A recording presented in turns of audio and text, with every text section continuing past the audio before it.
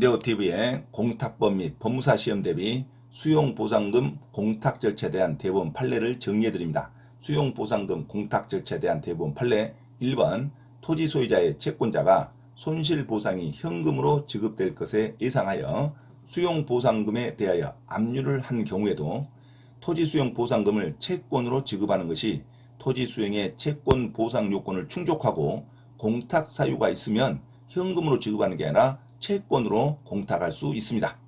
2번 수용보상금 공탁은 시, 군, 법원 공탁 간의 직무 범위에 포함되지 않는다. 자, 3번 이행 의무가 없는 반대 조건을 붙여 무효가 된 공탁을 수용 개시일 이후에 반대 급부가 없는 공탁으로 경정하더라도 그 효력이 수용 개시일로 소급하지 않으므로 공탁은 여전히 무효가 되므로 재결의 효력이 상실된다가 맞는 문장입니다. 자, 수용 개시일 이전에 반대 급부가 없는 공탁으로 경정하면 유효가 되지만 수용 개시일 이후에 반대 급부가 없는 공탁으로 경정하더라도 이건 여전히 무효가 됩니다. 그래서 재결의 효력이 상실된다로 가야 됩니다. 그 공탁이 유효하게 되므로 재결의 효력이 유지된다가 틀린 문장입니다. 자, 다음은 수용보상금 공탁 절차에 대한 대법원 판례를 정리해 드립니다. 1번 토지 소유자의 채권자가 손실보상이 현금으로 지급될 것을 예상하여 수용보상금에 대하여 압류를 한 경우에도 토지 수용보상금을 채권으로 지급하는 것이 토지 수용의 채권 보상 요건을 충족하고 공탁 사유가 있으면 채권으로도 공탁할 수 있다. 2번 수용보상금 공탁은 시군 법원 공탁 간의 직무 범위에 포함되지 않는다. 자, 3번 이행 의무가 없는 반대 조건을 붙여 무효가 된 공탁을 수용 개시일 이후에 반대 급부가 없는 공탁으로 경정하더라도 그 효력이 수용 개시일로 소급하지 않으므로 공탁은 여전히 무효가 되므로 재결의 효력이 상실된다고 가야 맞는 문장입니다.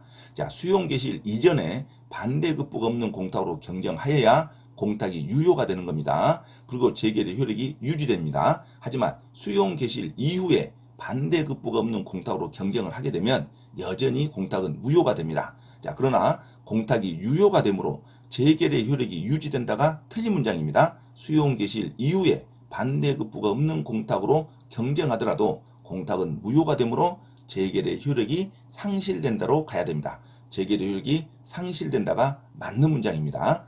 자, 다음은 수용보상금 공탁 절차에 대한 대법원 판례를 정리해 드립니다. 1번 토지 소유자의 채권자가 손실보상이 현금으로 지급될 것을 예상하여 수용보상금에 대하여 압류를 한 경우에도 토지 수용보상금을 채권으로 지급하는 것이 토지 수용의 채권 보상 요건을 충족하고 공탁 사유가 있으면 채권으로 공탁할 수 있다. 2번 수용보상금 공탁은 시군법원 공탁 간의 직무 범위에 포함되지 않는다.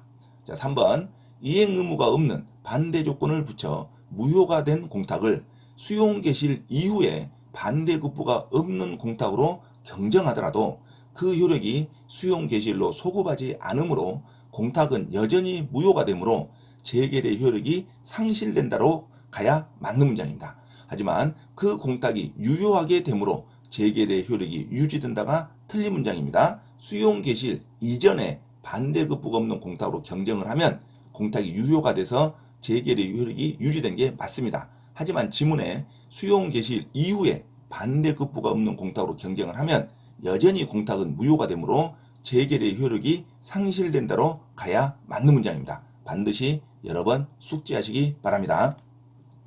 다음은 수용보상금 공탁 절차에 관한 대법원 판례를 정리해 드립니다. 자, 4번 압류나 가압류가 있는 수용보상금을 사업시행자가 채권과 현금으로 지급하고자 할 경우에는 피압류 채권이 금전 채권인 수용보상금 채권이라면 현금으로 지급하는 수용보상금 부분은 공익사업을 위한 토지 등의 취득 및 보상에 관한 법률 제40조 제2항 제4호 및 민사집행법 제248조 제1항에 의하여 집행공탁할 수 있고 채권으로 지급하는 수용보상금 부분은 공익사업을 위한 토지 등의 취득 및 보상에 관한 법률 제40조 제2항 각 호의 공탁 사유가 있다면 유가증권 공탁의 절차에 따라 공탁할 수 있다.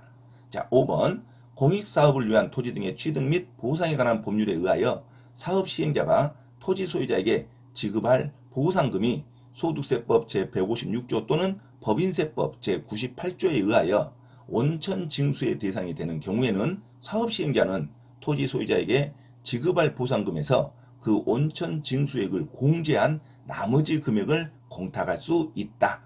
자, 다음은 수용보상금 공탁 절차에 대한 대법원 판례를 정리해 드립니다. 자, 4번 압류나 가압류가 있는 수용보상금을 사업 시행자가 채권과 현금으로 지급하고자 할 경우에는 피압류 채권이 금전 채권인 수용보상금 채권이라면 현금으로 지급하는 수용보상금 부분은 공익사업을 위한 토지 등의 취득 및 보상에 관한 법률 제40조 제2항 제4호 및 민사집행법 제248조 제1항에 의하여 집행공탁할 수 있고, 채권으로 지급하는 수용보상금 부분은 공익사업을 위한 토지 등의 취득 및 보상에 관한 법률 제40조 제2항 각호의 공탁 사유가 있다면 유가증권 공탁의 절차에 따라 공탁할 수 있다.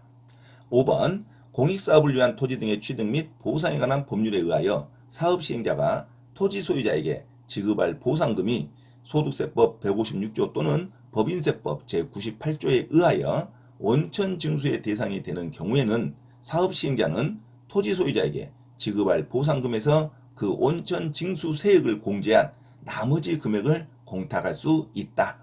자, 다음은 수용보상금 공탁 절차에 대한 대법원 판례를 정리해 드립니다.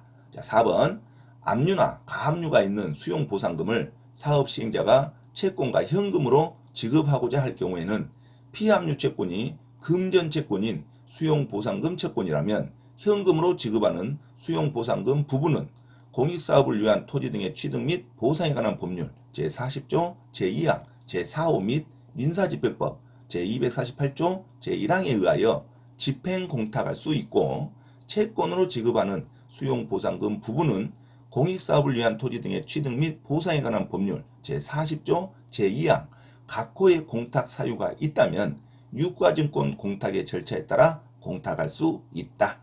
자, 5번 공익사업을 위한 토지 등의 취득 및 보상에 관한 법률에 의하여 사업 시행자가 토지 소유자에게 지급할 보상금이 소득세법 제156조 또는 법인세법 제98조에 의하여 원천 징수의 대상이 되는 경우에는 사업 시행자는 토지 소유자에게 지급할 보상금에서 그 원천 징수 세액을 공제한 나머지 금액을 공탁할 수 있다.